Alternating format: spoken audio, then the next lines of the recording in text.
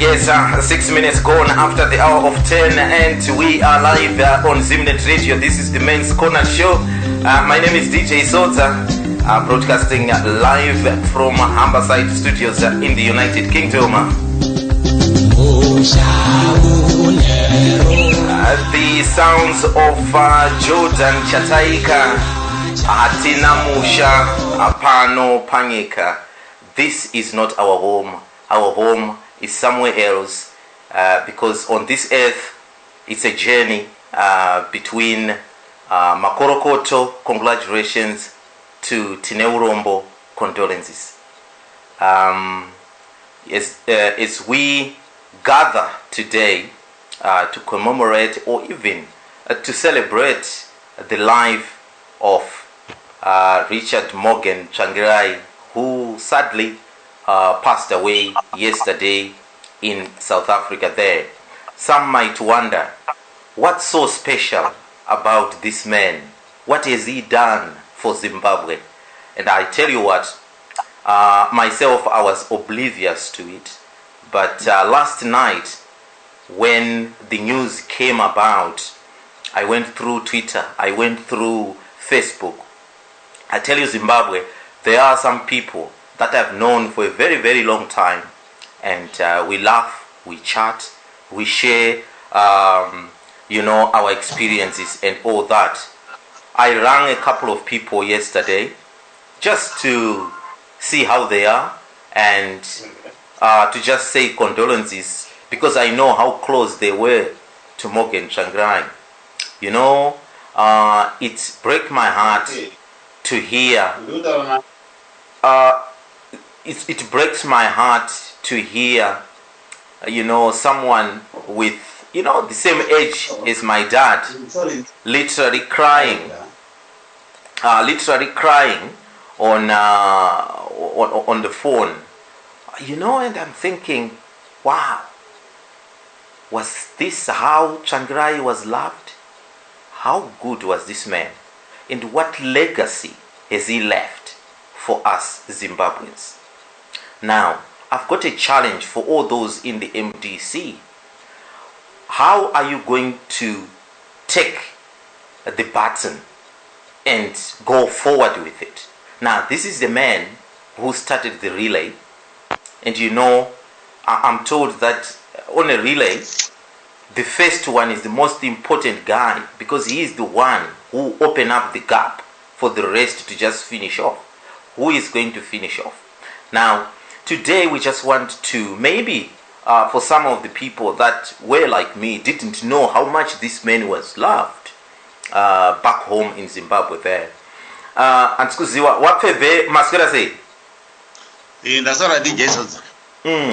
Wapeve yes. Thank you so much for being with us here. You know, it's very unfortunate when these things happen. I mean, it happens. We know that it happens. But when it happens, people are sad, very sad. And in particular, this man, what did he do for Zimbabweans that Zimbabweans will be mourning like this? For a man, I'm told, for a man who didn't go and fight the liberation war, which to most Zimbabweans they hold dear. What did he do? Maybe Wapebe, you want to explain to us how Tsvangirai managed to change, try to change the landscape in Zimbabwe there, and how we should celebrate his legacy, and how we can maybe do a send-off for this man.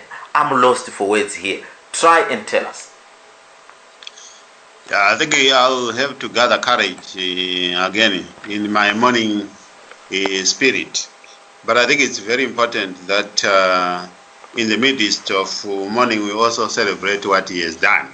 And I think that's exactly what we are going to dwell on now. The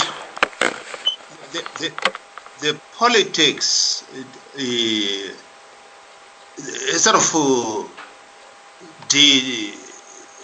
the politics of Zimbabwe as we know them today. I know a lot of people on the 18th of November, they were celebrating the demise or the removal of Robert Mugabe by so-called soft coup. But people need to be reminded that the removal of Robert Mugabe was not necessarily an event, but it was a process. Now, coming back to President Morgan Tsvangirai, from the time he was the Secretary General of the ZSCTU from 1988 upwards. Obviously, initially, when ZANU-PF was appealing, he was also supporting ZANU-PF. But later on, when there was a structural adjustment program and the workers were languishing in poverty and the economy started slamming down, he is one man as Secretary General who stood against the government. Not necessarily on Robert Mugabe alone, but he stood against the government. And some people listening may remember that this is the man who almost was killed. He was abducted in his office, Leicester House in Harare, and then he almost thrown through the window after being beaten, but was saved by the PA.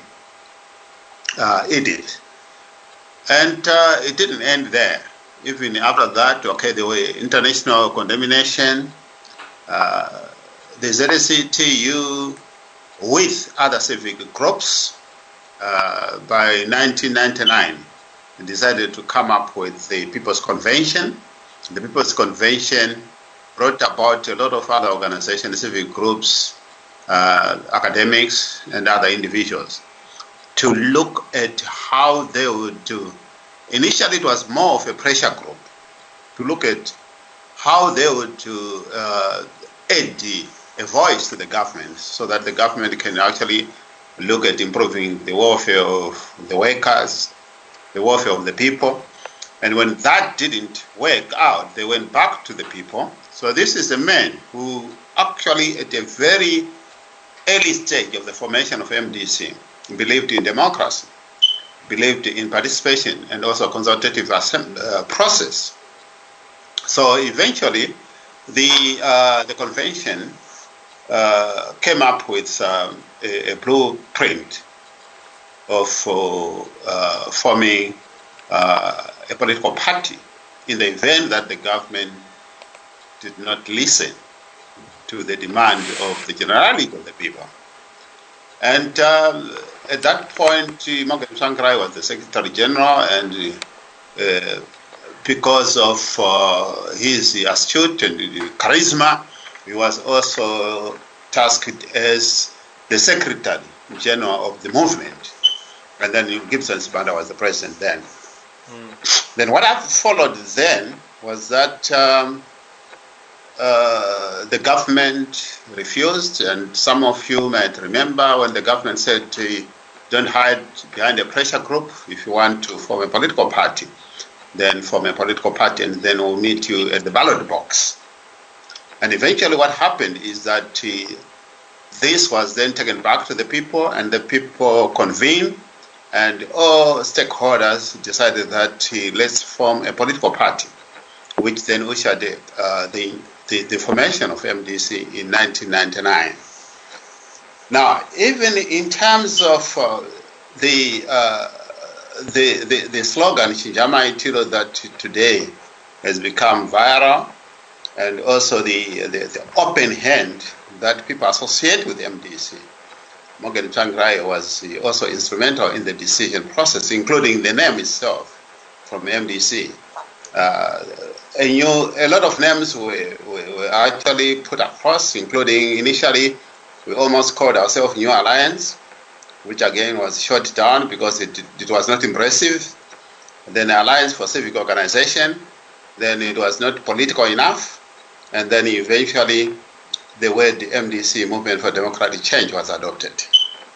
In terms of the slogan of Chinjama Itiro, its origins is from Zaka, and it was coined by one of the activists called Ernest Mudavanu from Zaka. Chinjama Itiro. Initially, it was used in the village health workers in relation to play toilets. So it was trying to discourage people to use a bush toilet, instead to use hygienic method in terms of play toilets. So that's where the slogan Chinjama Itiro came from. And then the open hand was also fiercely debated, but that was introduced and suggested by Dr. Tishawana Mzingwa, who was a military doctor and part of the MDC family then. And all that, the whole beginning of formulating this vision, the objectives, and the mission for MDC, Tsvangirai was presiding over it. Now, moving out to the earlier formation of MDC, we see this person in 1999. Yes, there is an interim political party called MDC. Tsvangirai is not the president. Gibson Sibanda is the president of MDC.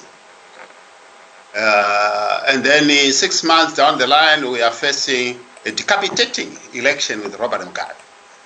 And then we actually sat and deliberated whether we should change a candidate. And I think we were very frank. And based on the charisma, this person was approachable, was brave, and we all unanimously decided that Morgan Tsvangirai was the candidate to face Robert Mugabe. And we managed to persuade Gibson Sibanda. Gibson Sibanda, he also agreed that in the interest of the struggle, in the interest of a new Zimbabwe, it was important that Tsvangirai become the candidate of MDC. This is how Tsvangirai became the president, from a secretary to a president. So, moving now from the 2000, this is where, for the first time, Zimbabwe tested real opposition. This is the man, from the day he was appointed, not necessarily appointed, because there was actually a Congress, so he was elected at a Congress, endorsed at a Congress. From the day he was elected the president of MDC by the Congress, in February 2000. He relentlessly worked hard day and night, both for the party, selflessly, and the country. Some of you might have seen the picture that I put on my Facebook. In 2000, he was wearing, a bit odd, almost tattered jeans, and going around, exploring the rural areas, talking to everybody. And this is a man who was approachable to many, and irrespective of political affiliations. So we looking at that from there, and then we go to 2000, and MDC won 57 seats. We were short of just a few seats to topple ZANU-PF. Irrespective of that, we were only formed about 6 months before then. And we actually credit that to the visionary leadership and astute leadership of Morgan Tsvangirai. And then 2000, I think you remember, 2002, there was again a presidential election, which was hotly contested. And each of these elections, it is very clear, and even after Mugabe has gone, that the people who then were working with Robert Mugabe accepted that Mugabe was actually rigging the elections. But this is the guy who even, the people within the MDC, sometimes maybe me included, we were actually impatient. We wanted radical move to grab power. And this was a person who believed in peace. He's a person whom we can put in the category of Mandela, a peaceful dispensation, Mandela, the Gandhi type of philosophy of taking power through peaceful means. And this is why he managed to avoid calamities in the country. Zimbabwe, I can assure you, if it was not because of his leadership, Zimbabwe would be similar to the likes of Somalia, to the likes of Syria, because he was able to put the lead on people's emotions. He was able to reach out and to give a vision. He was a very patient person, and some of the people around Morgan Tsvangirai, we understand they were not as patient as him, but he had this vision that stepping to state house or to power through dead bodies was not a solution, and it was un-Zimbabwean in terms of cultural perspective. And we saw that in 2008, so many people were murdered, over 500 of them, after the runoff, when Mugabe was beaten, and then he called for a runoff and refused to vacate the office of the president, etc., etc. And we saw the president instead withdrawing from the race for the purpose of serving the people. So this is a guy who didn't see himself as a legitimate president through gerrymandering around into state house, stepping on dead bodies. He wanted legitimacy, and he wanted a peaceful Zimbabwe. Right. And we know that after that, he fast tracking to 2008, and then to 2000, and then to the government of national unity, which he after mediation, he agreed to form a government of national unity, and the Zimbabweans will accept that during the government of national unity, Zimbabwe took a new twist.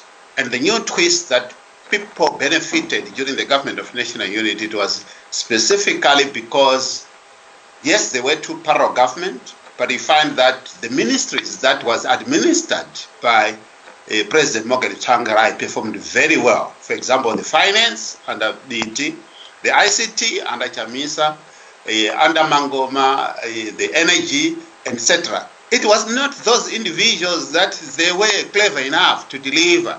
It was the policies and the person who was actually administering those policies. And it was actually President Morgan Tsvangirai. And it is unfortunate. It is unfortunate that we are where we are. And then after that, I think it's common knowledge that in 2016, he announced that he has been diagnosed with colon cancer. And then from there, things took a new turn.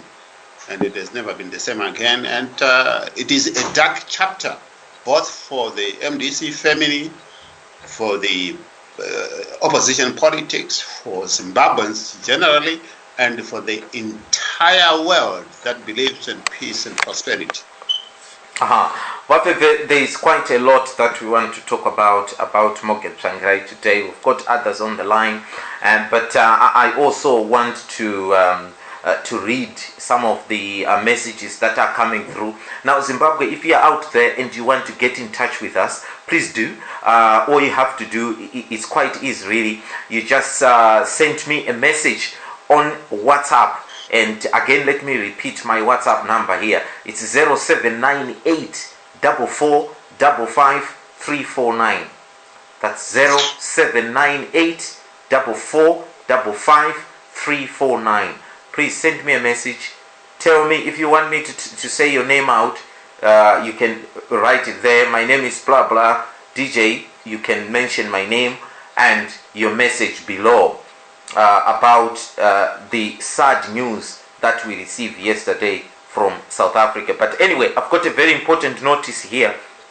One of our listeners has sent me here from South Africa. He's saying that for all those who haven't seen the circular from the MDCT Shadow Ambassador's office, Comrade Austin Moyo, please note that tomorrow, the 16th of February 2018, at 4 p.m., that is South African time, 4 p.m., at the Gospel Assembly Church in Yeoville, Johannesburg, South Africa, corner 4th Square Street and Yeo Street, there will be a memorial service of our dear President, Dr. Richard Morgan Tsvangirai. What follows thereafter will be communicated by the same office until a handover in Zimbabwe. For some of you guys in South Africa who wants to know more about these proceedings, which will be taking place tomorrow there in Joburg, you can ring the Shadow Ambassador Moyo direct on telephone number. Sir, you might want to write this down. I'm gonna give the whole. In fact, let me give the whole. It's 0027 73 636 2019. That's 0027 73 636 2019. Kwanziko, if you are in and around Joburg and you want to come and see the memorial, please do get in touch with them. This one is Mkoma Cliff saying, hello DJ, just want to say nematambudziko kumuri yese ye Zimbabwe, we have been robbed the true champion of democracy. Save was the first person akapinza Bob and Zanu PF Chando than before, until now in the history of politics in Zimbabwe. Tinotenda mwari neupenyu hwenyu Save wamakararama uye kutipa hushingi. One word, please MDC, we need this election as a big farewell to Sawe and fulfill his dream. God bless Zimbabwe. That's Mkoma Cliff there. Let me read this one from Mkoma Brian. He's saying that, hello DJ, I am really weak and emotional to say anything at this point in time. We lost our president and I am numb, to tell you the truth. Right, let me see if I can read another one here. In due respect of what the bereaved family might want things to go, Richard Morgan Tsvangirai deserves a hero status. Looking at the contribution he made to Zimbabwe, be where it is now. Our hero's burial place is full of undeserving cadres. Why not giving Morgan Tsvangirai that hero's status? Question mark. His contribution says a lot. Mukanya in Leicester. Thank you so much for that. Mkoma Meso is saying that back in 1989 he gave a Form 3 student advice in the street of Unity J. A 3-word advice: study, my boy. All right. This was me, the boy. Sawe humbly took his time to chat an ordinary peasant boy. He had visited his fellow trade unionist friend, the late Philip Munyanyi, the Secretary General of General Plantations Workers Union. That's Mkoma Meso there, remembering vividly what happened to him when he met Tsvangirai in 1989. Kwanzi iko na Tete Mary, wapeve very strong, andina kumbofunga vangakwanise kupinda pachirongwa. God bless you wapeve for your leadership.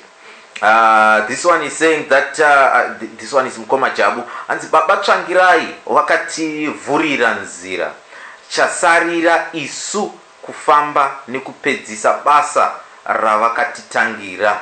Midzimu yeZimbabwe iwe nawo nekusingaperi.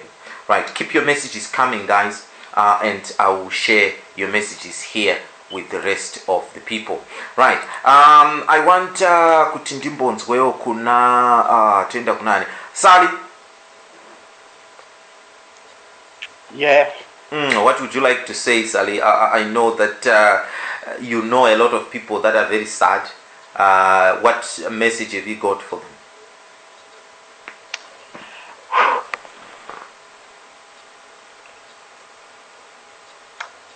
Okay. Forgive me. Okay. Right. I know that I wasn't the greatest MDC outside supporter. I know that I was very critical sometimes. But a picture that stays in my mind that changed my whole view of ZANU-PF was seeing Morgan Tsvangirai with Beatty behind him, walking down the street. I think it was outside Harvest House, I'm not sure. He had a light blue and white shirt on. Half his hair had been shaved. There were stitches on the top of the part that didn't have hair on. His face was swollen. His eyes were just about closed. He'd just been beaten up by ZANU-PF. And the only reason was he wanted freedom and he wanted democracy. That's all. All right. Sally, we will... yeah. Just hold on a moment. Yeah. To Fefe, to Chief Soswe, to Maise Kudu, and to all the other NDC supporters. Today I cry with you.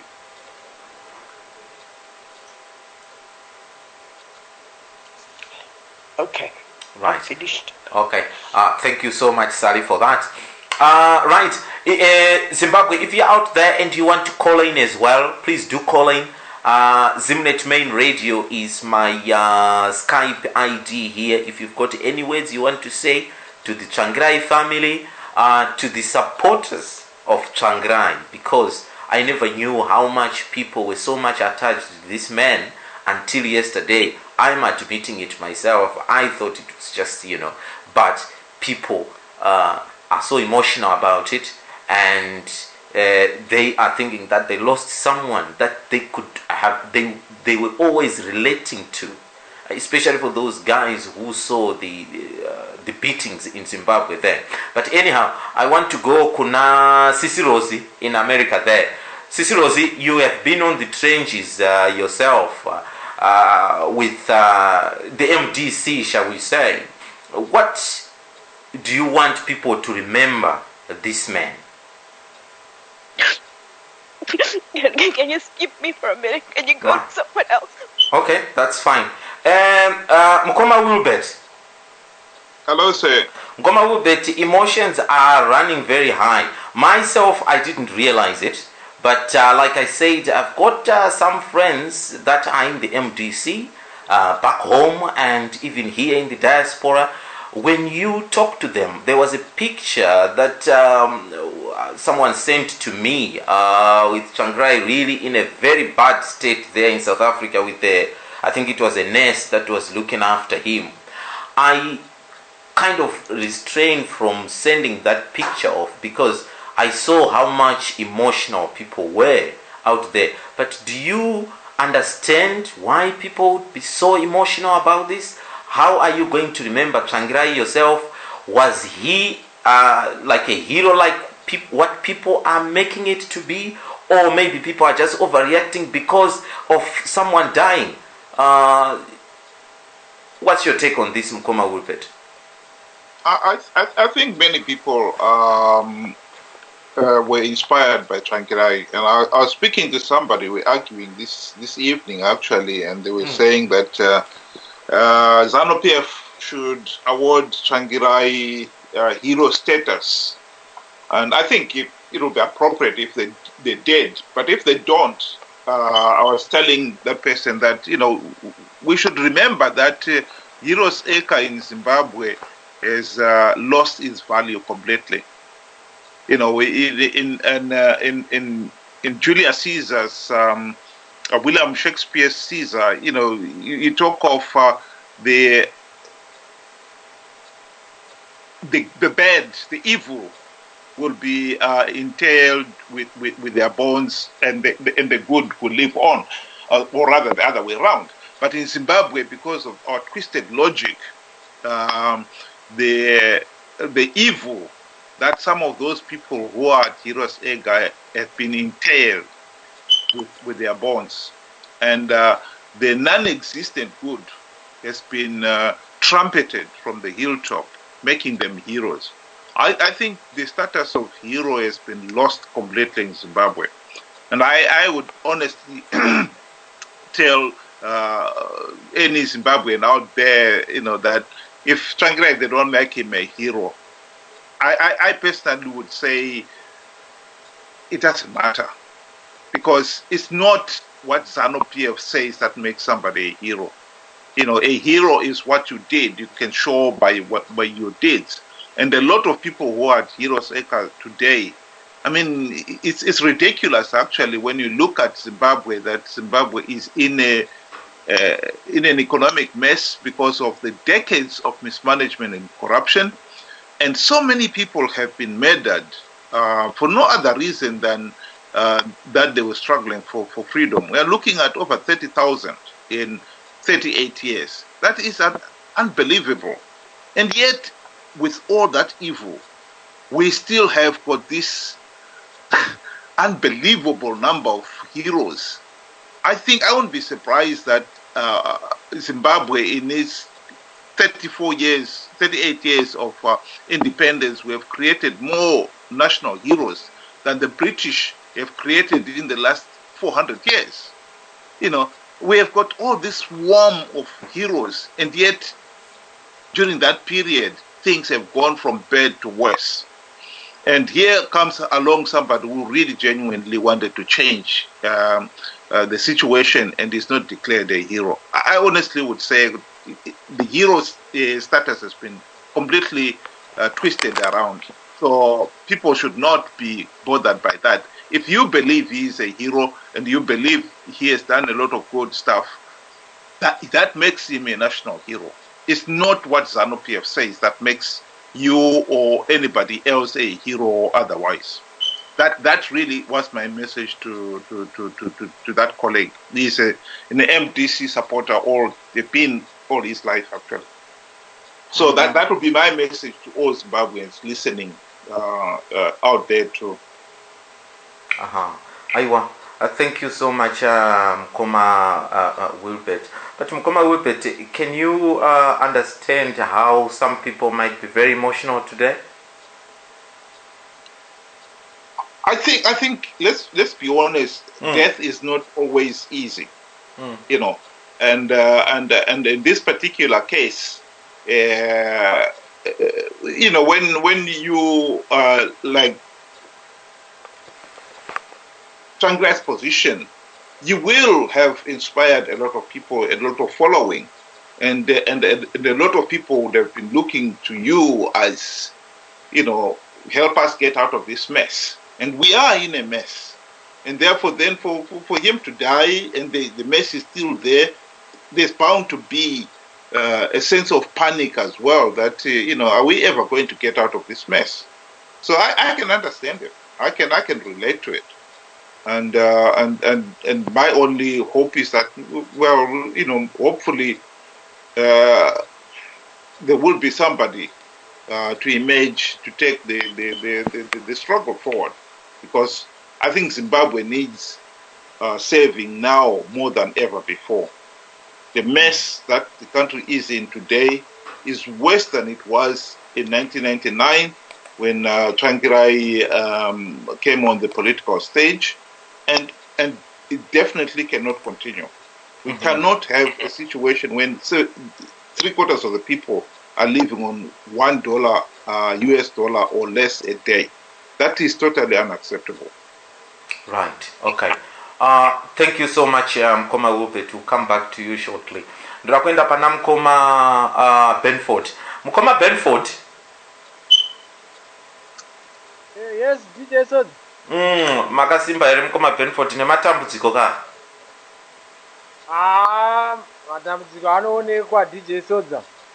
What would you like to say today? Yes, nhasi ndatorega enda kubasa tiri kumbochema gamba. Yeah. What has Tsvangirai, what legacy has Tsvangirai left? And I know that today I said, regardless of what party you support, let's look at Tsvangirai as a man. What has he done for us, the people of Zimbabwe? You know, to try and bring democracy into our country. Yes. I think we cannot debate whether Tsvangirai is a national hero or not. That is not debatable. He is a national hero. That is not debatable as far as I'm concerned. Tsvangirai is a national hero. People need to realize that in a true democratic society, a strong opposition is important. And if you look at where ZANU-PF was trying to take the country to, starting in 1987 after their unification with ZAPU, they wanted a one-party state. And we had individuals who stood around, like Edgar Tekere. In 1990, Bakaramba, the one-party state. Now, after Zoom, Edgar Tekere died a natural death, the ZANU-PF was slowly taking the country to a one-party state because Pampasina a very strong opposition yangairiko. That is where Tsvangirai's value comes into play. With the formation of the MDC in 1999, it brought a very strong opposition to Zimbabwe, and that's how you maintain democratic institutions. And for all the sacrifices that Tsvangirai did, I think he played a very vital role. You could see, as a country, we should never forget him, and we should always remember him as somebody who stood for democracy. I'm not a fan of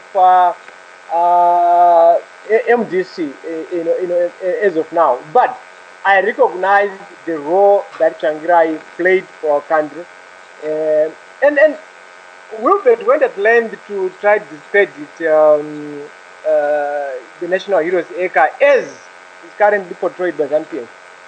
And I think what we need to realize is Mugabe explained clearly that it's not a national heroes acre.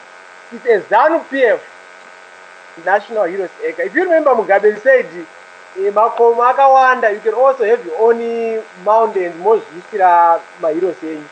So we should read a lot into that while you go up a heroes acre. I think Tsvangirai is better. Akaradzikwa with his forefathers in Bohera than kundoradzikwa nembavha nemakororo nevanhu vasina zvavakaitira nyika onzi ndo paari. So that kwandiri doesn't mean anything. You see that he's a national hero by the reception he's going to receive when his boat lands per airport, whenever his boat will come to Zimbabwe. You also see that he's a national hero by how Zimbabweans will react from all walks of life when he's going to be laid down. He is going to bring, and I can equate probably, we'll see what happened when Joshua Ngomo was buried. That is the kind of atmosphere that you are likely to see. Bring everybody, be it opposition, the old, the young, the criminals, everybody will be there to lay Tsvangirai. So that will speak volumes as to the fact that he's a national hero. Anything else that we can define by his burial place, I think will be missing the point. So that that's what I want to say about Tsvangirai. Aiwa. Thank you so much. My message for those people that are just joining us here, thank you so much, Zimbabwe. This is the Men's Corner Show. We have given the whole show today.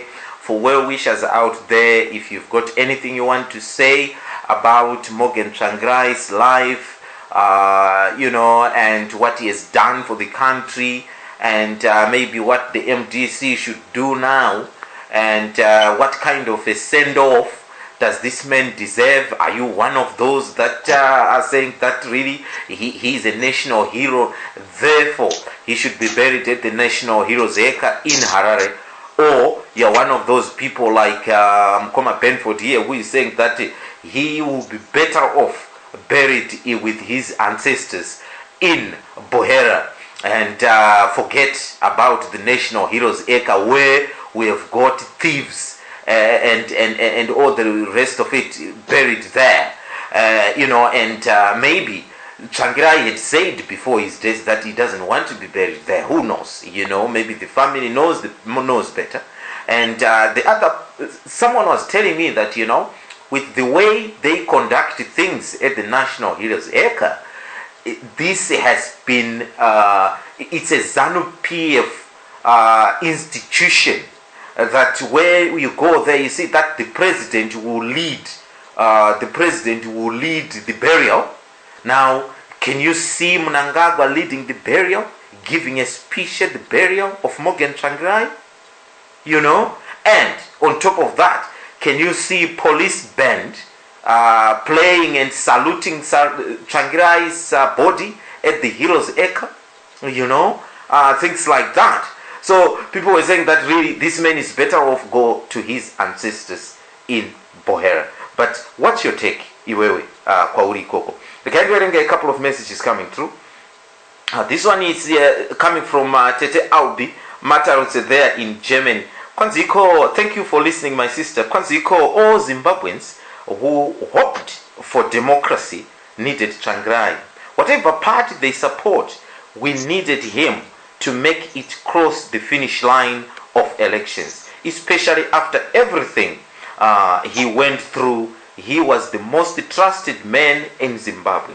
He would have got the votes as he has done in the past. He didn't need to be president. His final mission was kuyambutsa wana. Zororai murugare sawe. Thank you for your love. Thank you for your service. Aluta continua. Then I'm going to struggle here, Zimbabwe. There is Mkoma di Samanyika. Variku Samanyika in Abu Dhabi. Thank you so much for sending me this message. It is in Shona, and I'm struggling here, I must say, reading it out. But you know what? On a day like today, I'll have to earn my money and read it. Kwanzi Moses haana kuya Canaan after leading the Israelites out of Egypt. Saka Mwari wakati Moses muranda wangu Canaan awioni basa randaka kutuma wapedza chiuya kumusha. Shoko ra Mwari rinoti Moses wakawira pamusoro penzvimbo yakakwirira akaona kuti Kenani iyo asi haana kupiwa mukana naJehovha. Saka Morgan wakarwawo kurwa kwakanaka, asi Jehovha wakati rako basa wapedza. Saka zvinorwadza vazhinji, asi Jehovha ndiye mupi weupenyu nemutori weupenyu. Go well, Mr. Tsvangirai. May you rest in peace, and we speak divine comfort to the family. Thank you so much, Samanyika in Abu Dhabi. Right, let me read another one here. Kwanziko, Benford has a point. Heroes Acre is full of undeserving people. A ZANU-PF mountain. Let Morgan Richard Tsvangirai have a decent and respectable burial with his ancestors in Buhera. Right. Again, let me see. I second what Mukoma Benford is saying about burying Tsvangirai in Buhera. What do you think, Zimbabwe? Get in touch with me, 0798 4455349. That's my WhatsApp. Regai timbongwira mvura ndichikuroera kambo kubva kuna baba Jordan Chataika anzi hatina musha pano panyika. This is not our home. Our home is up there where Morgan Tsvangirai found himself yesterday, and we shall meet him there. I can guarantee you that. 9 minutes before the hour of 11. I'll be back after this.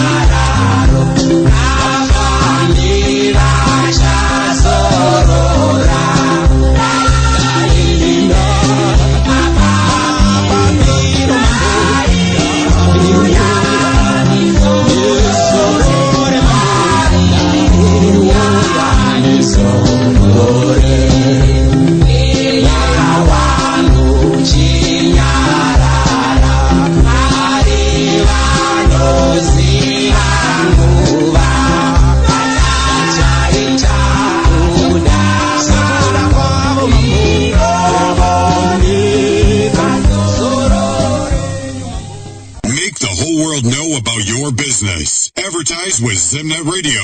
Email marketing@zimnetradio.com.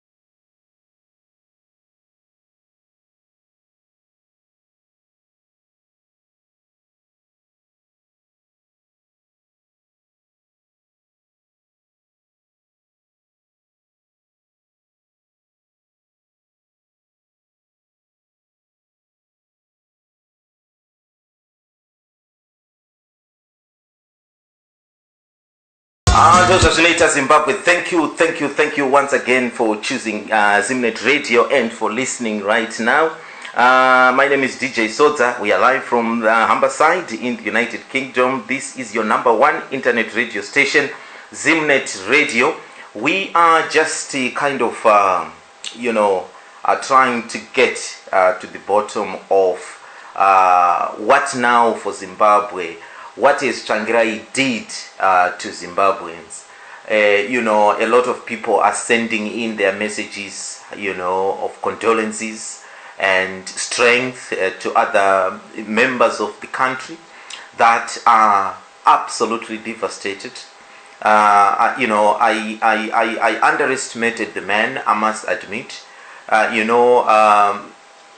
Texting friends that I know that they are diehard MDC supporters, and one of them was telling me that he lost relatives, in Zimbabwe there, and the emergence of Tsvangirai with the MDC really gave him courage that there is light at the end of the tunnel, and to see him die the way he died has hit home very, very, very hard to some people there. So for those of you who are writing messages here, please be considerate to some of these people that have been hit hard by the death of Morgan Tsvangirai.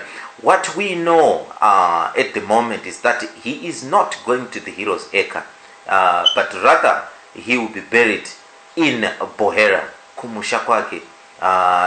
So that's the message we have at the moment, unless of course things change, then we can. Now there is a lot of people that are texting me here, obviously very worried and asking where our beloved Sekuru is.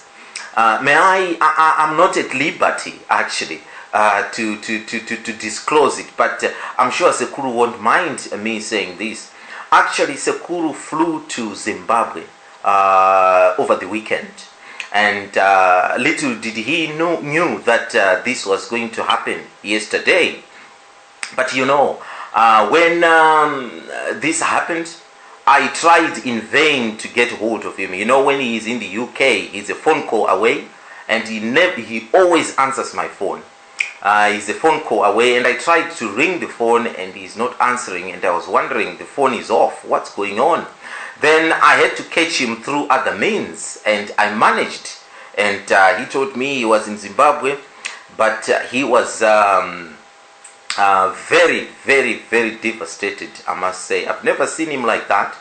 And I thought, right, okay, he said he was not in a position really to talk more with me yesterday. I was hoping to get hold of him today, but unfortunately I tried, but I couldn't. I'm sure he's fine. He's fine. He will be fine. He will be fine. Sekuru is in Zimbabwe as we speak. He went there over the weekend.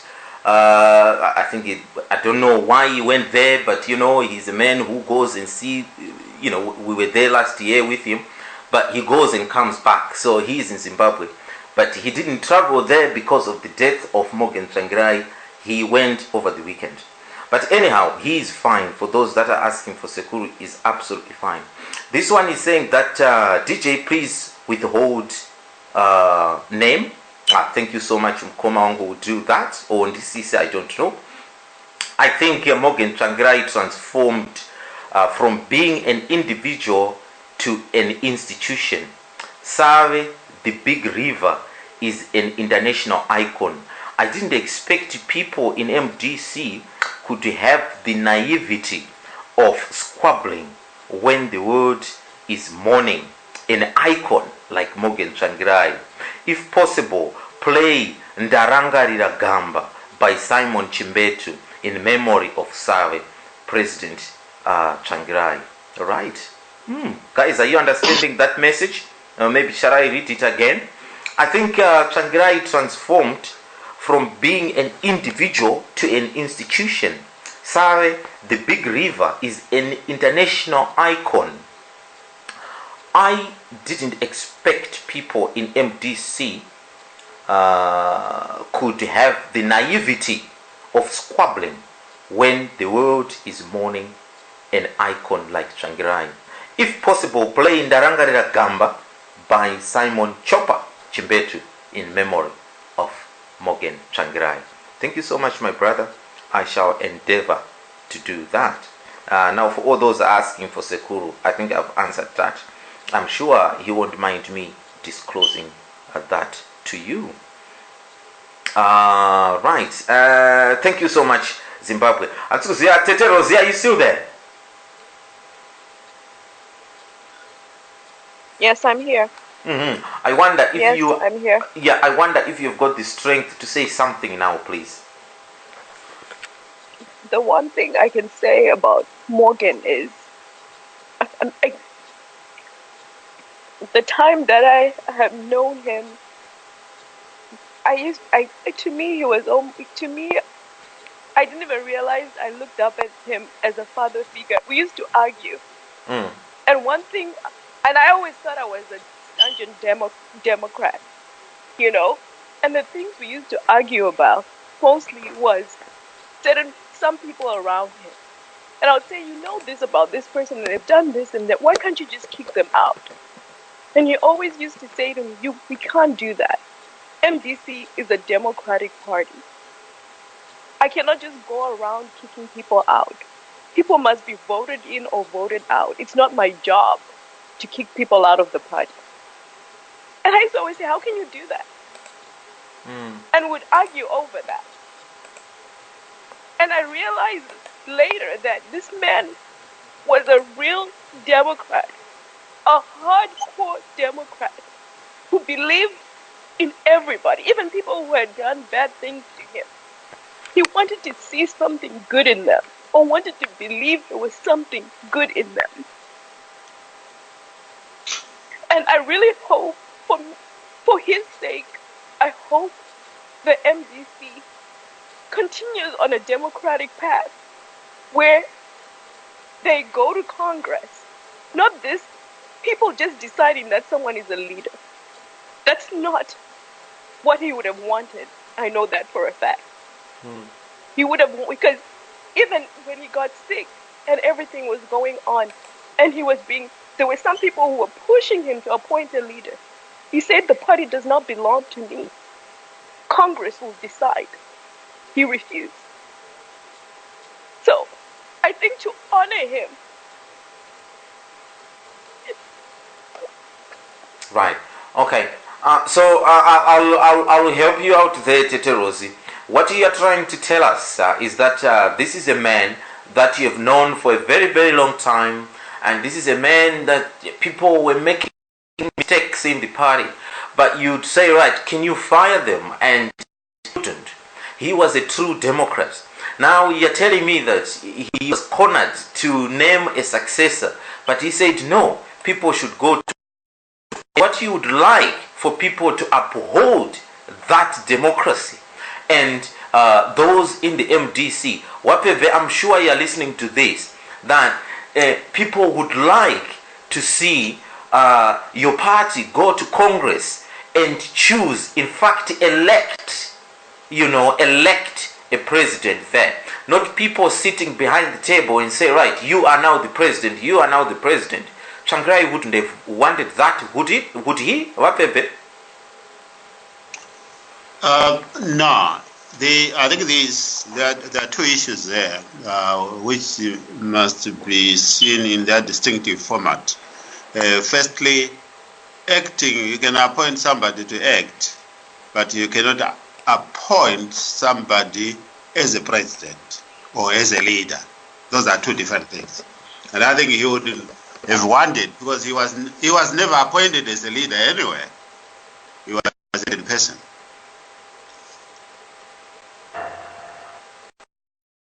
Okay.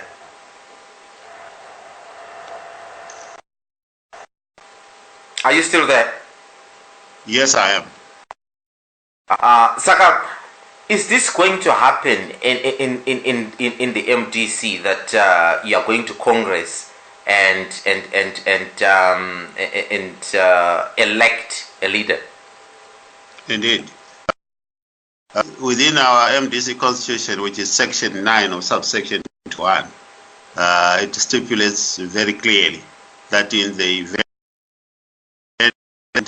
is either incapacitated or dies, then the MDC, the vice president or the deputy president would take as an interim leader for a period not more than 12 months, and then prepare for an extraordinary Congress.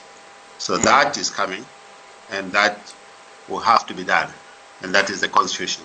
Right. I know, Wafefe, we don't really want to go into the nitty-gritty of things, but this is a very emotional time for people. But I'm just wondering here now, with the general elections, this wouldn't have happened at it has happened at a very difficult situation here, and timing is very bad, because if you are to maybe appoint someone now to be a leader for a year, that means that's the person that is going to run for the election. Now, if that person managed to win the election, then would you still go to the Congress, or you Correct. Just go with that person? You understand what I'm trying to say? I do. Well, those are two different things altogether. The Congress is due. It's due next year, which is 2019. And those are two processes side by side. So even if, let's say, the interim person contests the elections and then win the election and becomes the president, that does not necessarily that you forgo the Congress. The Congress will still have to be done next year, 2019. That's how it is. Mm-hmm. Okay. So, all right. Thank you so much. Teteros, are you still there? And I think what Yes. DJ Yes, Sodza, I'm can I just quickly add something which Yes, maybe please do. our viewers may be interested to note? Yeah. Is let's say in the event that there is a Congress next year, and then the Congress decided that they don't want the incumbent, in other words, the person, assuming that the person wins the election and becomes the president, and then the Congress decided to appoint somebody else Yes. as the president of MDC, what will happen? Now, it's up to the Congress. The Congress is the supreme body. If the Congress decide that the person that they voted for should be the president, then obviously it is possible to recall the person who was not elected, and then the elected one will then be able to take over. That is acceptable, both within the constitution of Zimbabwe and then within the constitution of MDC. In a way, it's similar to the ANC view. You know, currently the ANC, the president initially was, they elected Cyril Ramaphosa when there was already an incumbent president, which was Zuma. Zuma was supposed to complete his term until next year. But the ANC recalled Zuma, and Zuma had no option except to be forced down so that the incumbent can take over. And that is no different to even in terms of the constitution of MDC. Mm-hmm. Okay. Aiwa, thank you so much for clarifying that. Tete Rosie, I don't know, was there anything that you want to say about Morgan Tsvangirai? I don't want to get into politics today. I just want to focus on the man himself. Maybe let me ask you, Tete Rosie, there, if I may, please. What's your take on this Heroes Acre and Bohera burials? Which one? It looks like he is going to Bohera because he has not been offered that status. But do you think this is a good idea, really, for everybody here concerned? Honestly, I didn't want him to be buried at the Heroes Acre. For what reason? I don't think the people there are worthy of him. Right. Okay. So you're just saying maybe the people that were buried there, they are not worthy to be sleeping next to Morgan Tsvangirai. They are not worth it. No, I mean, and honestly, I don't want to see someone like Emerson Mnangagwa presiding over the burial of Morgan Tsvangirai. Right. Okay. That would have been very awkward, wouldn't it?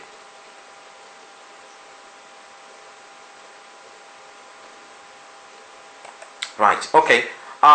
Thank you so much. And if I may come back to you there before I read a few messages coming through here.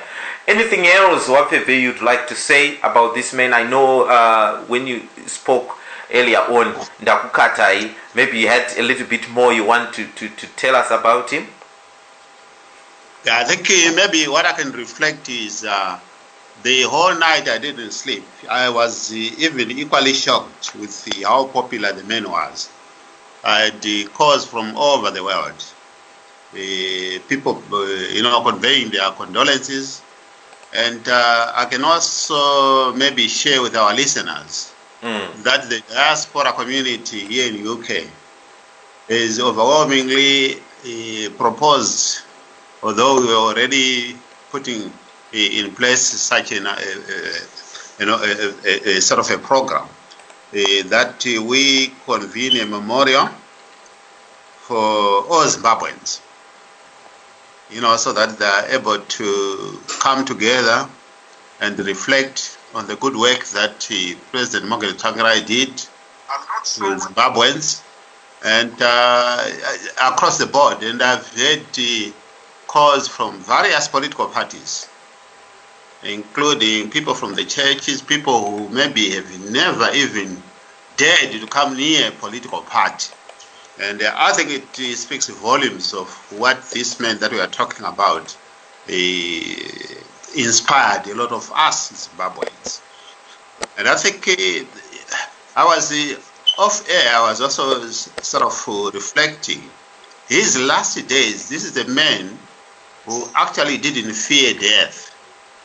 Each time people went to see him, he didn't talk about his health. He talked about mobilization. He talked about election. He talked about reaching out to people.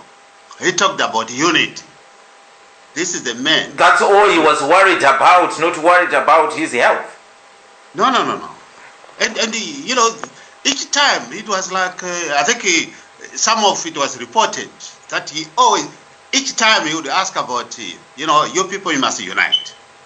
You people, you must go out there and mobilize, right? To him, he had this vision of Zimbabwe. And this is where he managed to touch a lot of people. And mind you, we are not only talking about people in Zimbabwe. We are talking about both regionally within Africa and globally. Even today I was at work there. Some of the people were coming to me, people from different walks of life in other countries, not necessarily people with anything to do with Zimbabwe. But he was this figure, he was a tall figure. You know, he was actually bigger than life. And his inspiration to, and I think Zimbabweans, we should be very grateful that we had such a person who inspired us, who inspired the politics even in the region. Selfless person. Despite persecution, I mean, this is the man who survived 2 attempted assassinations, but he didn't give up for the sake of Zimbabwe. And this is the person who was persecuted again and again by ZANU-PF, including some of these people who now are calling themselves a new administration. But he was not a bitter person. He worked with them. He laughed with them. And he reached out. And I think that alone explains why people of all walks of life in Zimbabwe, they are really touched. He was a person with that humility. He was an approachable person. He had that charisma of emotional intelligence, reaching out to everybody.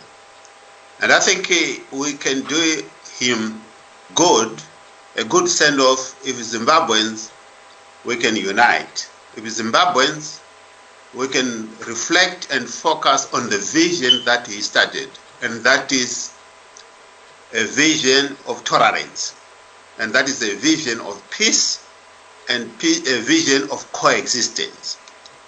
And as the MDC, I think MDC by now should actually open all its doors 24/7 to encompass everybody who wants to be part and parcel of that vision. And that is what I wanted to add. Right. Muchiri papo regain ndiwerenge some of the just to pick a few here. Baba Thomas Mapfumo kwanziko zororai murugare vatsvangirai makatiratidza chiwindi panguva yakaoma vazhinji vakapondwa pamusana penyika asi imi makashingirira kusvika zuro. That is the message from Dr. Thomas Tafirenyika Mapfumo there. Anzi zororai murugare vatsvangirai makatiratidza chiwindi panguva yakaoma vazhinji vakapondwa pamusana penyika asi imi makashingirira kusvika zuro. Then there's this very I don't know, make up your mind guys, I'm gonna read it. It's from Koma Alex Magaisa here in the UK. Kwanziko, one of the most glaring ironies of this moment is that those who fought Tsvangirai are showing him respect, while those who fought with him are fighting each other and showing disrespect. That is a powerful message, isn't it? That's a disturbing message there. Yeah, indeed. I think with all due respect, I concur. And yes, I think we could have, as a party, we could have done a better approach to remember him than the past couple of days. But I hope that from today onwards, when the death itself and the loss hit us deep down into the hearts and into the center of power, that we will begin to see with a new lens of eye, and we will begin to see that sparkle in heaven, that we need that unity, and we need to be in the forefront of remembering this person and paying the respect.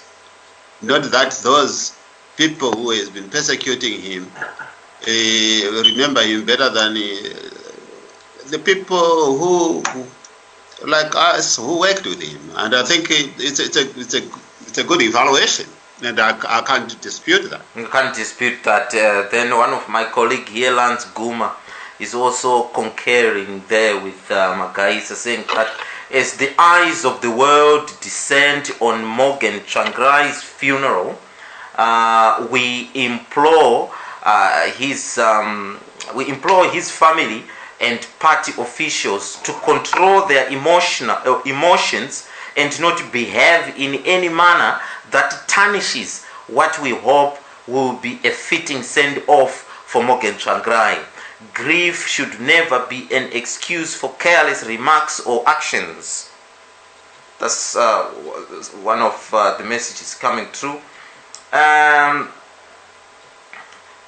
Then this one, who is this? Trevor Ngube wrote yesterday, Your Excellency President Mnangagwa, I wish to strongly endorse public sentiment that the late Morgan Tsvangirai be granted national hero status and be laid to rest at the National Heroes Acre. I think people don't want that. People definitely don't want that.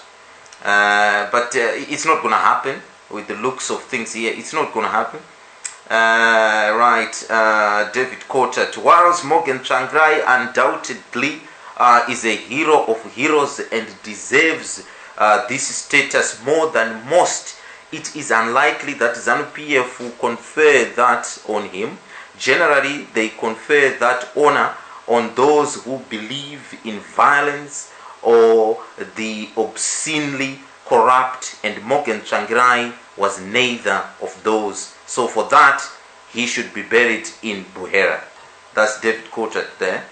So you can see the split that's there. But anyhow, Zimbabwe, if you've got any message that you want to send to me, you can do so. But meanwhile, again, Bukurera ikambo kakumbirwa ne mutereri wedu ati tumira message kuno. Kanzi ndirowereyo kambo kuba kuna Simon the Chopa Chimbetu kanonzi ndarangarira gamba because Baba Morgan Tsvangirai rangariri gamba guru, a fallen hero. Listen to this one, be back after 4.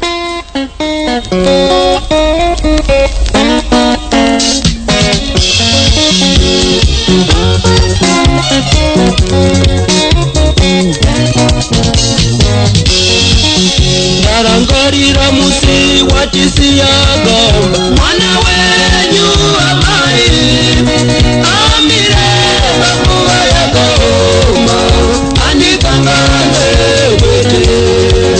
Ndarangarira musi watisiyaga mwana wenyu amai amire bakuwa yakoma andikangane wete.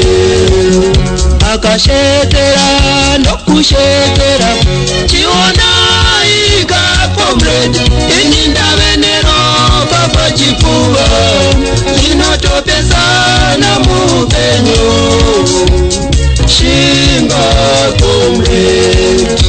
Akashetera nokushetera chiona ika comrade ininda venero baba chifuva inotopesana mupenyu shinga comrade.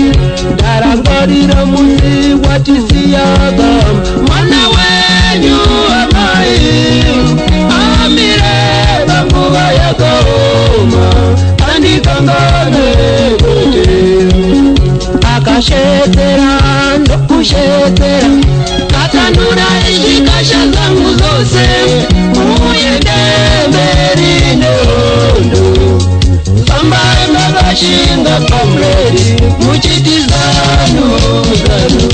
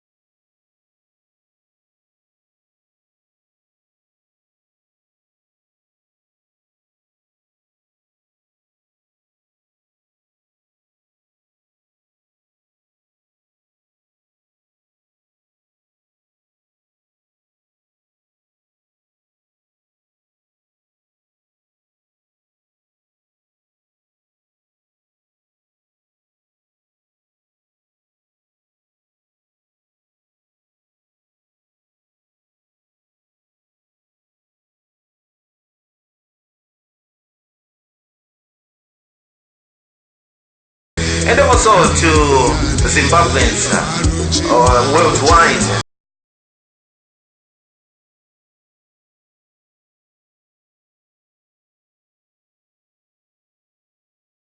There's a lot of emotions coming out of people. But anyhow, what that writer was saying, it's interesting that the people that Tsvangirai fought for 2 decades and beyond are now, pouring with condolences and realize how, how a hero this man was. This is from Professor Jonathan Moyo on Twitter. He said that a people's hero inspires supporters and challenges detractors to make a better society. Is such a hero, hashtag Morgan Tsvangirai, enabled deeply divided Zimbabweans to see the link and difference between hard-won independence and democracy, based on free, fair, and credible elections. Rest in peace, Sawi. That's your Sally's friend Jonathan Moyo there. But Brian Tamuka is saying that no doubt Morgan Tsvangirai is a national hero. I am fear that it might be a mistake to unwittingly make Morgan Tsvangirai ZANU-PF property after his death. Amen. Amen. It would be sad to see men that persecuted him sermonize over his corpse without saying sorry. Takakutadzirai Tsvangirai. It makes them look good.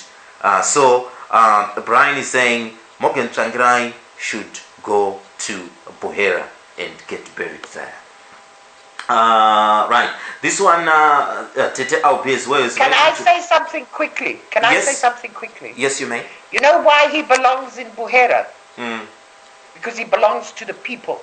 He doesn't belong to ZANU-PF. He belongs to the people of Zimbabwe. That's who he fought for. That's who he got beaten up for. I don't know how many times. That's who people died for. So he belongs to the people. He belongs in Buhera. Finish. Mm-hmm. Right. Okay. Okay. Tete Alpimataris is saying we do not need anyone to decide if Tsvangirai, what's happened to that one? We do not need anyone to decide if Tsvangirai is a hero. Our hearts already know that he is. Let me just open it up. Right, okay. Our hearts already know that he is. He was a living legend, and that status will never change. Mukomajamu, what are you saying? Why is it that the regulars of the show are not here? This is the time we should be seen united as a nation. I'm not sure which regulars. I don't know what happened to Mkoma Teach, really. I didn't have strength to chase him up today. But Sekuru is in Zimbabwe, he can't be with us. But otherwise everyone else is here, Mkoma Chabu. Right. Mkoma, or maybe anyone there, Mkoma Wilbert or Mkoma Benford, anyone wants to say anything, more about Morgan Tsvangirai or the messages that we are getting from people? Yes, what I can say, DJ Sodza. Yeah. I also read the Alex Magaisa's comment, and I found it very, very interesting, and I think it resonated with what was in my mind as well. I would have wanted to see the MDC giving not just the family of Morgan Tsvangirai, but the whole of Zimbabwe time to mourn their hero and somebody they respected. I would have wanted to see them set aside their squabbles at least for a day, and bring everybody together with Morgan as a uniting factor. But on the other hand, what we are seeing is they are continuing with their division.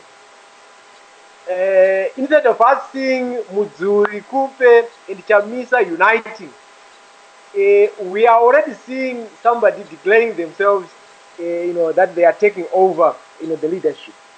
How do you think about, taking over the leadership a day before a great leader like Tsvangirai just passed on?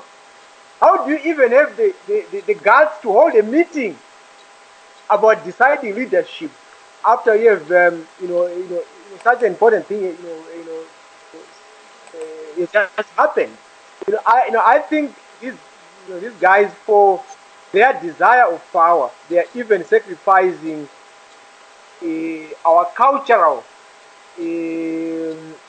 our cultures as people of Zimbabwe. Zimbabwe. We sacrifice at the expense of their desires to power. I know people might have different views about Nelson Chamisa declaring that Paris ndiye uripo. People might say that John Kamba Ivare. I know I've heard people, some people saying statements like that. But I personally feel that was improper. They should have waited at least for the body of Morgan Tsvangirai to arrive and him buried.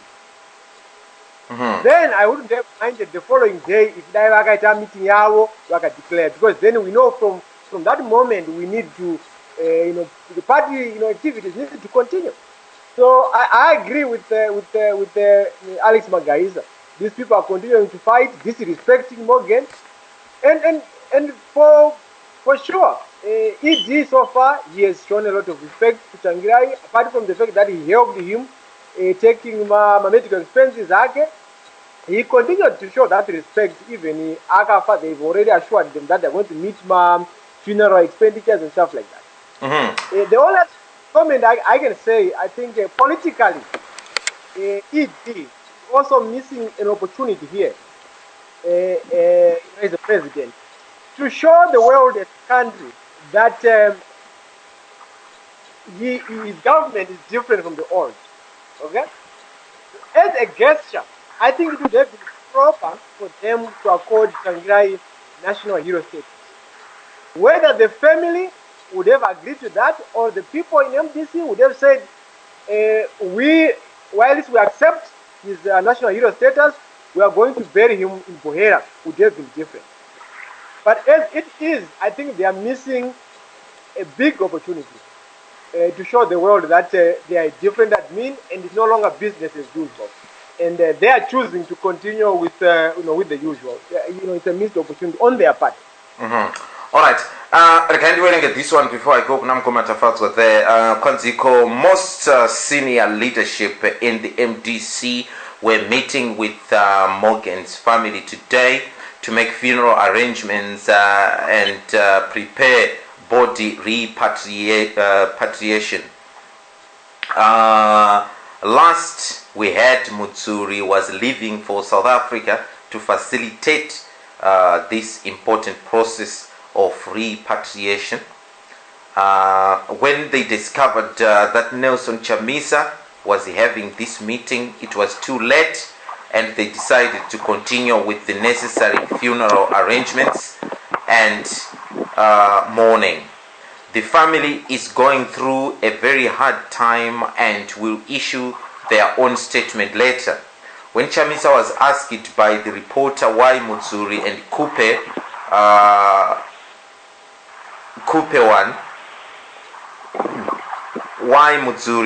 Kupe an elected VP and the last appointed acting president were not there, he said he didn't know and that Kupe was on her way to Harare, but they needed a leader and could not wait for her. Monzora and Gutu told them that they were what they were doing was unconstitutional and left, as they said they were not going to be part of this unconstitutional power grab. What happened today was a coup, nothing more. The junta hand his family in play. So don't be surprised to see ZANU-PF extensions paying homage to their serpent son.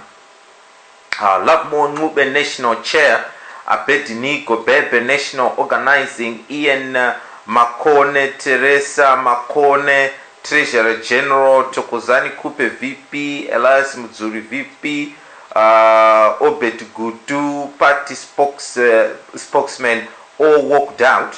Douglas Monzora, the senior leaders were also missing. So this self-imposed official status is nothing but a farce and a disgraceful and disrespectful gesture in the face of the death of a man who is known to be the father of democracy in Zimbabwe. Very poorly done, Mr. Chamisa. Very poorly done indeed. Shame on you. I don't know where that message is coming from, but Tete Albi, thank you for sending us that message. People have a wrong perception. Chamisa has been the party right from the onset. People can say zvavanoda hazvirambitswe ndimukanya. Mukoma tafadzwa. DJ Sodza. Nematambudziko. Condolences to you, my brother. Yes. Tadzimbwa moyo. I couldn't believe because pandakanzwa news ndakatomboresponda ndikati fake news munonyepa. Tell me how you felt. Tell me how you felt, Mkoma, when you heard the news. I felt like I'd lost a father figure in my life. I felt vulnerable. I felt a sharp pain yekuti ndarasikirwa kunga kufila unga ndarasikirwa nehama yangu yandinoziva iri padyo neni chaipo chaipo ndokurwadziwa kwandakaita. And I just couldn't believe it. Obviously, yes, he had been sick and I know my expectations, but it didn't help. As Nagubatira. For me, Morgan Tsvangirai, I never met him all my life. Or ever came to anywhere close to meeting him. But he inspired me so much in my journey, especially this political journey where we've been fighting for democratic emancipation in Zimbabwe. My speeches were always full of unity, coming together, bravery. Pane mamwe maspeech awaita wachita address Mugabe, straight kuna Mugabe, wachimuudza kuti Mugabe iwewe unofunga kuti uri kuite neZimbabwe. Tsvangirai aitaura mazwi ayo straight to Mugabe. And zvakandipawo hangu inini that confidence, that strength to keep pushing for democratic dispensation. So and he was a humble man. I could see even pawaenda marally relating to people, my pictures out, even during time of unity government. And yeah, tarwadziwa zvikuru, tarazikirwa ne-an icon. And we can only continue where he left. That's the resolve that we have. Kuti takutongo continue pawasira apa. Tida kuona kuti tigadzirisi nyika yedu yeZimbabwe for my future generations achauya. So we're in mourning. Yes, Mkoma, I know Mkoma Chief Sose has joined us there as well. I must share. You said you have never met Morgan Tsvangirai. Myself, I met him because of, I would say today, because of Sekuru, to be honest with you. I never knew actually when I joined radio 2008 that I would make formidable friends and people that I would look up and say, is a father figure that I've got here in the UK. People like Sekuru, for example. Yeah. He said to me, Sodza, you have to come to Birmingham. I want you to meet Tsvangirai and Wapfeve and all the rest of it. And I was here and I thought, right, why should I drive to Birmingham? Why should I burn my gas going to Birmingham? But something just came to me and I drove my car to Birmingham. I met Mbuya, I met Sekuru and all that. I parked at his house and he drove me to where Tsvangirai was going to make a speech. I met Wapfeve there. I met Tsvangirai for the first time in 2014, face to face, and the wife and all that. I could, I didn't follow politics that much, but I could tell the people that were in the room that people were so much passionate. And this man had some kind of magnet that when you meet him, he was humble. The word is humble. Yeah. He come across to me as one of us. He's not. He was not one of those privileged ones that you think that one is not my class. He was one of us. That's what I felt when I met him. And you could tell Kuti Munu, I know he's approachable. There are my politicians sometimes and my level.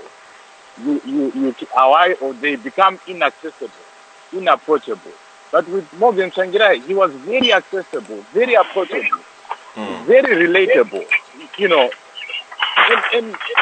And so those roots was he died at what I would say a young age as well, where wanga wachine upenyu hwawaikwanisa kurarama wakareba in the bigger contribution.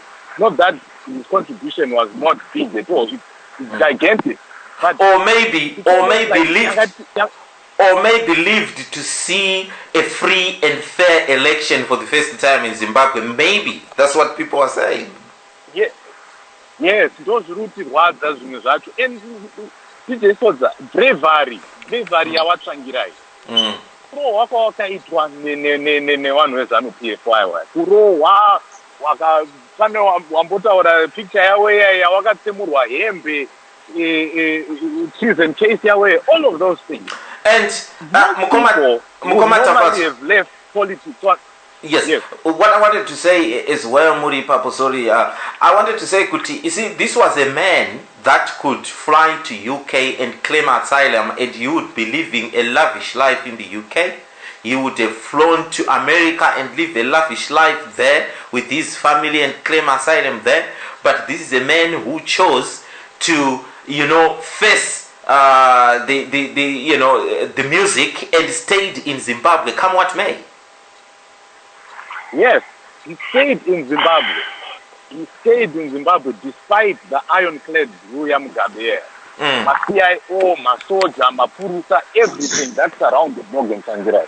But he stayed on. My leaders akawanda wakatobhaka muZimbabwe. They left because of that. Because at the end of the day, Yeah. But this man, he said, you know what? I need. Okay, and his family paid that price. His family, his kids, his wife, but he stayed on. Even Pagafa, Amai Susan Tsvangirai. Yes. He kept digging in. Even knowing even knowing that, he still had an open heart. Wakaramba ori mu unity government imomo. Right. You don't. Yeah. Anyway, so. Yeah. Zvinorwadza. Mukoma Tafadzwa.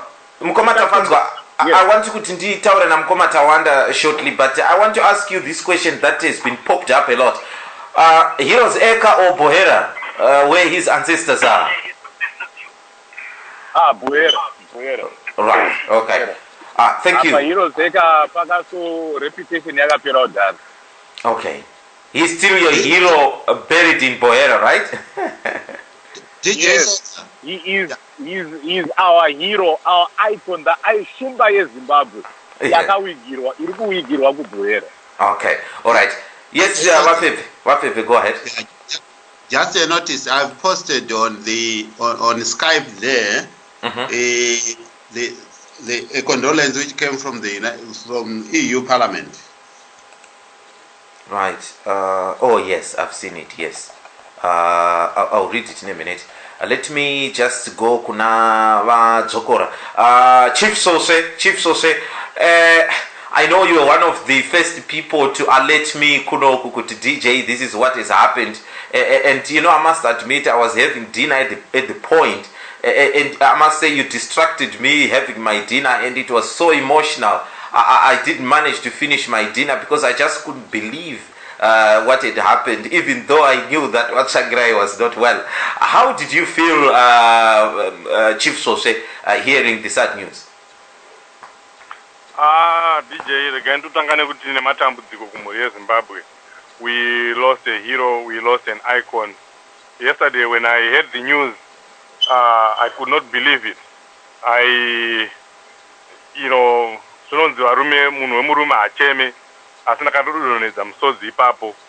And I was at work. I told the guy I was working with that I could not continue to work, and this is the reason why I had to work longer hours today. So I had to go home. I could not, function anymore. I know Mr. Tsvangirai was sick, but then I was now looking at the work at hand, at the mammoth task that we have as Zimbabweans, that I thought Mr. Tsvangirai was going to accomplish, that Mr. Tsvangirai was going to finish. And I just got heartbroken because I know that work is never going to be done the way he was going to do it. But I want to say, Morgan Tsvangirai, Dr. Morgan Tsvangirai, he sacrificed a lot. He is a man, there is a man who sacrificed a lot for the country. There is a man who was the first one in Zimbabwe to challenge Robert Mugabe, to challenge the fearsome ZANU-PF. Nobody had ever done it. We never thought it was possible. We didn't think anyone could do it. But Tsvangirai stood up from 1999 and challenged ZANU-PF and challenged the system.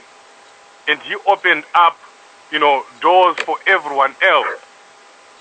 And that's why even today we should call him the father of the struggle in Zimbabwe. We should call him the father of democracy in Zimbabwe. And my wish is that we finish what Morgan Tsvangirai started. We finish the struggle. He started it for us. Now it's unfortunate that he is never going to see a new Zimbabwe, if ever we are going to see it, judging by what already is happening. Am I still there? Yes, you are here. Okay. So this is a man who lost a lot in his life. He lost his wife, and we all know how Mai Tsvangirai died, the real mother, Mai Tsvangirai. It was because of the system. Someone would have ran away, like what you were saying, but he remained in there. When you're in the struggle, it's not only you. Yes, we can say, yes, Tsvangirai was fearless. Yes, he was fearless. We all agree on that. But even your children, even your immediate family members, they live in perpetual fear because of the way politics is done in Zimbabwe. If they can't target you, they target your family. So he was also putting at risk his children, his close family members. So that's the mammoth, that's the amount of sacrifice that this man sacrificed to just have freedom for Zimbabwe, which unfortunately we haven't got. And I just hope the people who are around him, I had an opportunity to meet Mr. Tsvangirai, and I also had an opportunity to discuss with him, to talk to him on countless times. I know the kind of a man that he was. He wanted a free Zimbabwe. There was a selfless man who just wanted to free Zimbabwe, who just wanted to work for the people. This is a man who went into the unit government and worked for Zimbabwe, and within a month, he didn't even look for 100 days. Within a month, things had changed.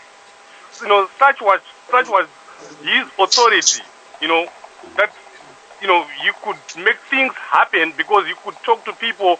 You said that he was a magnet. He attracted people to him. That's exactly the same thing that he did when he went into the unit government. When everyone else was running around trying to make themselves rich, you see people went into the unit government and they came out very rich, with assets that are unbelievable. Morgan Tsvangirai came out with nothing. He came out with nothing.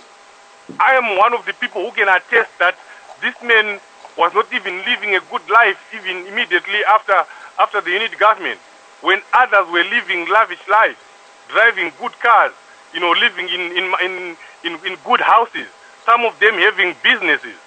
He never came out with that. He came out Tsvangirai the way he had come out. And he still had one purpose, to free Zimbabwe. And my wish is that everyone else who is in Zimbabwe, everyone else who believed in this man's vision, come together and finish the struggle and make Zimbabwe realize the vision and the life that Morgan Tsvangirai wanted every Zimbabwean to live. Mm-hmm. That's my wish. That's your wish. Let's come together and finish this struggle, and we can do it. Mm-hmm. Sorry, Chief Sose, where are you with this Heroes Eka or Bohera? Oh, I mean, definitely Tsvangirai is a hero. He is our hero, and he deserves to be given hero status and all the benefits that come with heroes. But I hope if it is conferred to him, his family will say, yes, we'll take the hero status because he deserves it. But they should not allow Morgan Tsvangirai to be buried alongside all those thieves, all those murderers at the Heroes Acre. He was none, he was nowhere, anything like that. So he should not go and lie instead alongside Mbava Izozo. And one other thing is, the moment they agree to do that, it means it's going to be a state funeral. I don't know how I will feel seeing Mnangagwa up there presiding over Morgan Tsvangirai's funeral. I'm telling you, that's something that should never happen. Morgan Tsvangirai deserves to be buried alongside Mama Susan in Buhera. That's where he belongs. Aiwa. Thank you so much. Vapeve mati message yabva kupi ya manditumira kuti ndiverengere wani? European Union Parliament. Yes, from the European Union Parliament. They've sent this message. I will quickly read it for you. Zimbabwe. Kwanziko, after a long fight against cancer, Morgan Tsvangirai died on 14th of February 2018, aged 65.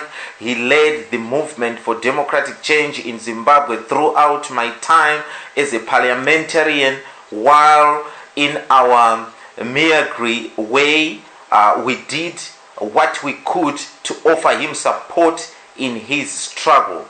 It is therefore with great sadness that I reflect on the life of Morgan Tsvangirai, a humble and charismatic politician who helped shape the politics of Zimbabwe for some 20 years.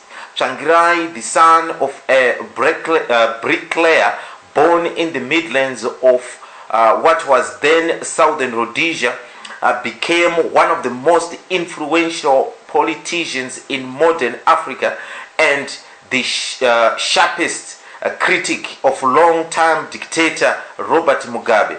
He rose to prominence in the 1980s as a trade union activist and gained fame as a talented orator, becoming Secretary General for the Congress of Trade Unions and later President of the National Constitutional Assembly, NCA. In 1999, he became his greatest contribution to the people of Zimbabwe through the formation of the Movement of Democratic Change, MDC. The MDC provided a viable and credible alternative at the ballot box, harnessing the frustrations of the urban classes in particular, criticizing the economic mismanagement, the disregard for the rule of law, and daily or human rights abuses of the Mugabe regime. Following its creation, the MDC gathered rapid support and shocked the ruling party ZANU-PF by taking almost half of the seats, 57, compared to ZANU-PF 62 in the parliamentary elections in 2000. The peak of Morgan Tsvangirai's career came in March 2008 when he led the MDC to the largest share of the vote of the parliamentary elections, amazing 47.9% of the vote compared to Mugabe's 43.2%. In spite of allegations of electoral fraud against the regime, although the MDC's share was not enough to gain an outright majority in the first round, it forced the first runoff in history for the nation's leadership. However, Tsvangirai later withdrew from the presidential runoff as a result of widespread violence and intimidation against his supporters. International outcry ensued and prompted outside mediation talks led by South Africa President Thabo Mbeki in Kenya. The result of these discussions was the creation of Zimbabwe's first post-independence coalition government, and for Tsvangirai to be sworn in as Prime Minister on February 11, 2009. During his time as Prime Minister, he quickly became the more junior partner in the coalition, being forced to the sidelines by Mugabe, who was unwilling to concede any real political power. The MDC main trump was its success in stabilizing the nation's moribund economy through the adoption of the US dollar as the national currency. This achievement, however, wasn't fully recognized and appreciated by the Zimbabwean electorate, and in 2013 he suffered a crushing defeat in election against riddled with fraud. It is thought that this was the darkest period in Morgan Tsvangirai's career, one which he never fully recovered from, as he was left powerless to prevent divisions growing within the MDC. Throughout his lifetime, Tsvangirai was unwavering in his conviction that the fate of Zimbabwe could be changed through sheer determination, and he held little regard for his own personal safety as in his quest to try and achieve change. His perseverance is humbling. Arrested in both 2000 and 2003 on allegation of treason and violently assaulted whilst in custody in 2007. He survived for assassination attempts. The most notorious of these was in 1997, when he claimed that assailants tried to throw him out of a skyscraper building. Even Mugabe, his long-time nemesis, is said to have grudgingly admired his courage and determination. His personal life was also not spared from violence. In 2009, his wife Susan Nyaradzo, who he had married in 1978 and with whom he had 6 children, was killed in a traffic collision. The tragedy of the event struck a cruel blow to the man who was still in his first month of Prime Minister of Zimbabwe and robbed him of much needed emotional support. Throughout his life, Morgan Tsvangirai challenged Mugabe 3 times at the ballot paper, continuously aspiring for his country, the former bread basket of Africa, to bloom once again, even when those around him continued to strangle it of life. Having met him many times over the years, and first in 2002, I was struck by his fundamental decency and drive to make Zimbabwe prosper. It is a tragedy that he was outmaneuvered by Mugabe, who managed to hold on to power for 37 years until his ungraceful departure in November last year. It saddens me that Tsvangirai's commitment to democracy, dissent, and his dealings was ultimately his undoing. I hope that the opportunity created by Mugabe's departure and the upcoming elections scheduled for later this year creates the chance for Tsvangirai's vision of a democratic, prosperous, and peaceful Zimbabwe to come to fruition. It is undeniable that his death has left a void at the heart of the struggle for a free and democratic Zimbabwe. On behalf of the friends of Zimbabwe in the European Parliament, from all parties and countries, we send our heartfelt condolences to the family of Morgan Tsvangirai and to the people of Zimbabwe who have lost a great champion. Zimbabwe, it's 6 minutes after midnight. It has been a long 3 hours. I tried to hold it together here, but I also got emotions. People were crying and all the rest of it. But I managed to hold it together here. So for that, I thank you, Zimbabwe, for your support out there. My thanks to Sally, Tete Rosie, Vapeve, Mkoma Wilbert, Mkoma Tawanda, Mkoma Benford, ne vamwe wafona, ne vamwe va-participator vachititumira ku WhatsApp yedu kunoko. Guys, thank you so much. You give me strength. Anyone wants to say anything there, guys, on the panel before we call it a day? Yeah, I just wanted to say that there's been a message from President Mnangagwa saying that in honor of Tsvangirai, Zimbabwe is going to hold free and fair and credible elections. I think that is the kind of cynical remark I find totally unacceptable. Here is the man who has been rigging elections since independence. He is the man who spearheaded the coup that stopped MDC getting into power in 2008.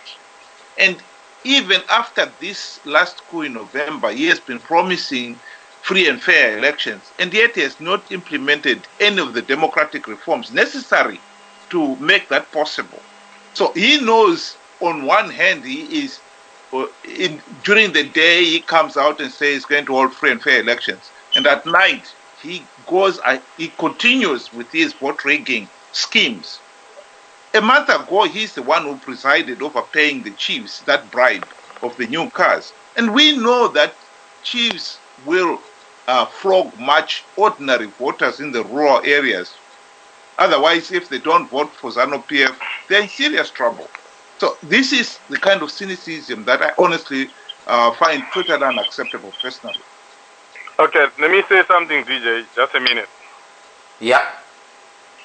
Yeah, I just want to appeal to the MDC hierarchy, those in the corridors of power, that the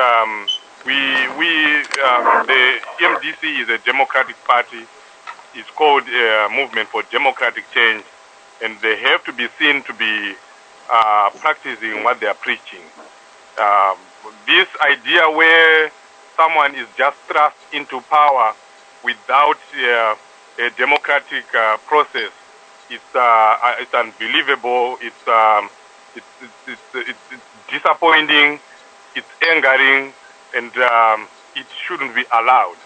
As a democratic party, we should see a process, a democratic process unveiling and being followed.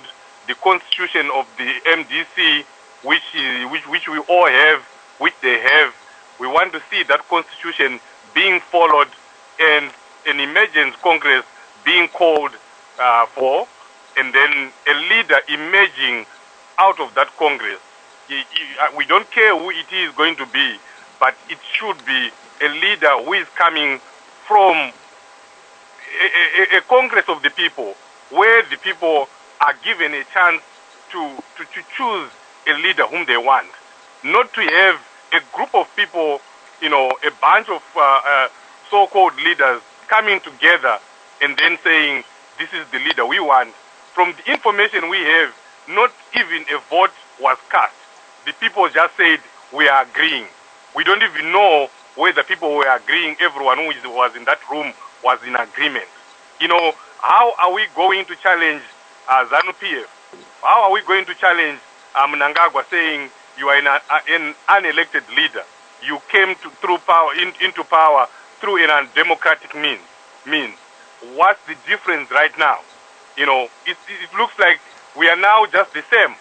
We are criticizing ZANU-PF, yet we go ahead and do the very same things that we are criticizing ZANU-PF on.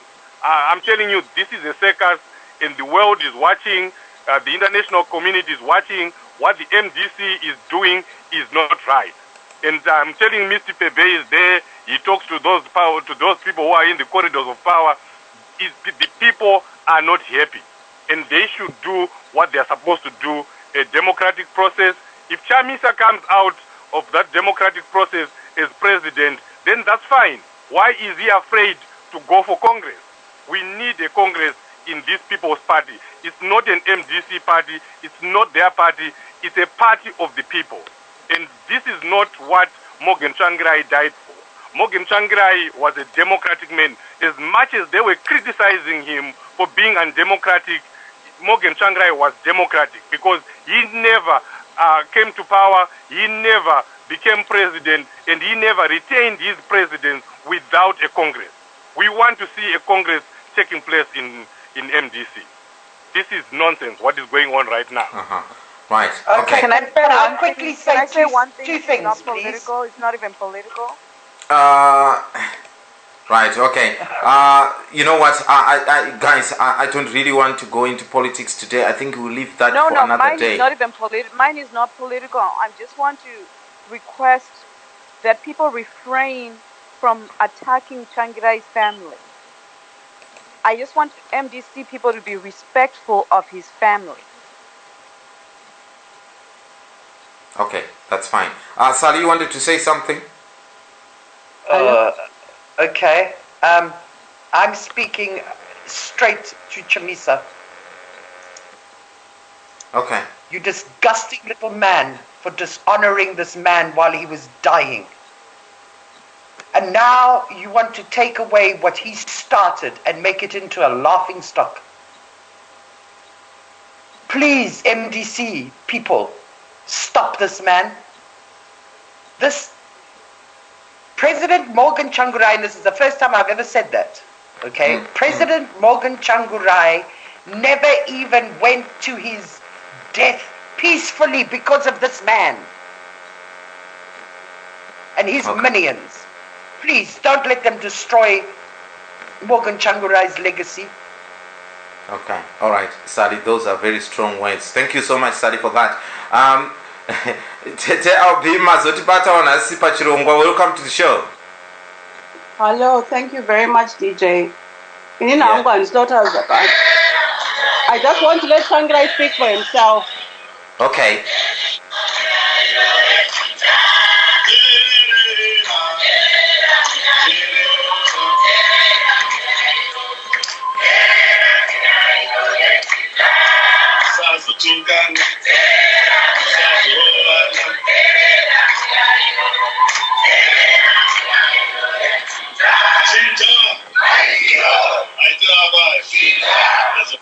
Thank you very much. I just wanted to say, President Tsvangirai says, please, Musa Urayane, Musa Tukane, Musa Rovane.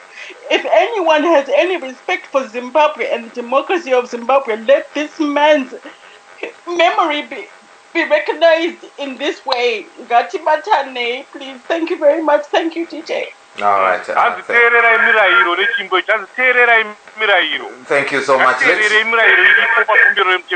Yeah, let me see if I can play it as well here. Let me see. Please.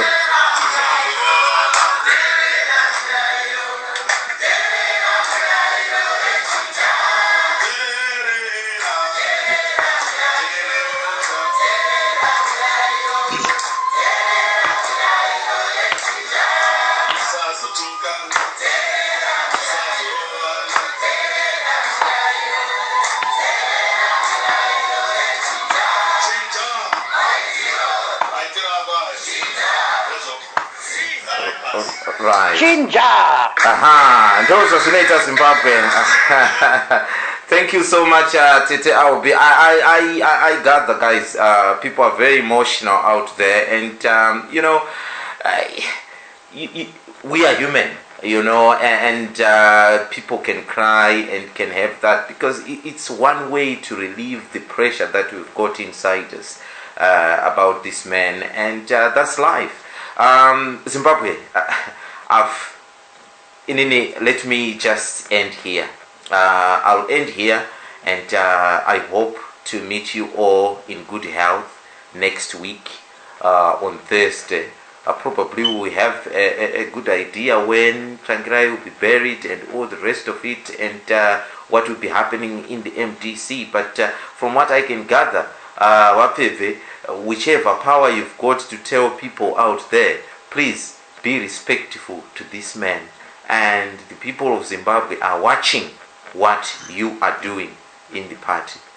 Please, just... Point taken. Yes. Yeah. Thank you so much for that. Ndokusera makaterera kambo kubva kuna Paul Madzore kanonziko tiri pa chirangano. Zimbabwe, it has been a pleasure having you here on this very sad day. Goodbye.